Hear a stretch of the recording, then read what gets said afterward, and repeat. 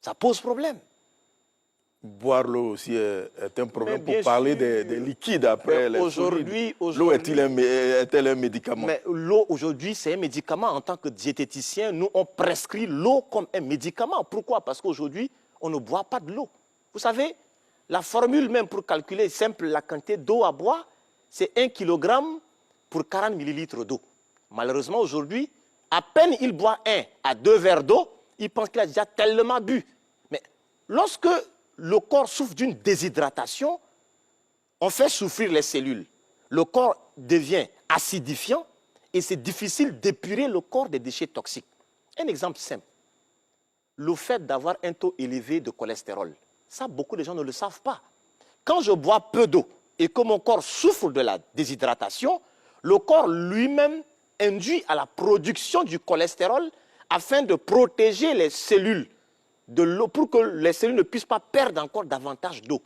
Donc, si tu souffres de l'hypercholestérolémie et puis tu ne bois pas encore de l'eau, tu te fais doublement mal. Donc, l'eau aujourd'hui, véritablement, c'est un médicament. Et on doit boire de l'eau. Finalement, pour un homme, quelle est la quantité d'eau recommandée par jour? Alors, si tu pèses 60 kg, ben, tu dois boire autour de 2,4 litres d'eau. Si tu pèses 70 kg, ben, il te faut boire 2,8 litres d'eau. Si tu pèses 100 kg, il te faut boire autour de 4 litres d'eau. Mais le plus souvent, on prend à peine 1 litre d'eau et on vient maintenant compléter avec des infusions bien sucrées ou bien des sodas bien sucrés. Et ça crée un désordre. Comment ça se fait? Vous savez, quand on a soif et qu'on boit de l'eau, l'eau ne fait pas appel aux enzymes pour permettre de métaboliser cela. Mais lorsque je prends du sucre avec, je ne sais pas, du thé, du Nescafé, tout ce que vous savez, ben, le corps envoie des enzymes et ça crée des problèmes. Et aujourd'hui, c'est difficile d'arriver à faire la différence entre la sensation de la soif et de la faim.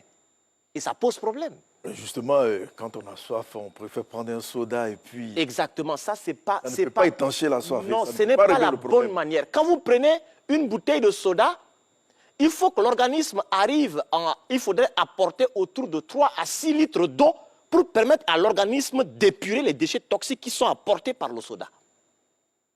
Et là, c'est un problème aujourd'hui. Et à la longue, nous devenons maintenant un déchet métabolique terrible et on devient comme c'est un central nucléaire de déchets toxiques. C'est inquiétant, mais ça fait aussi rire. Oui, mais en fait,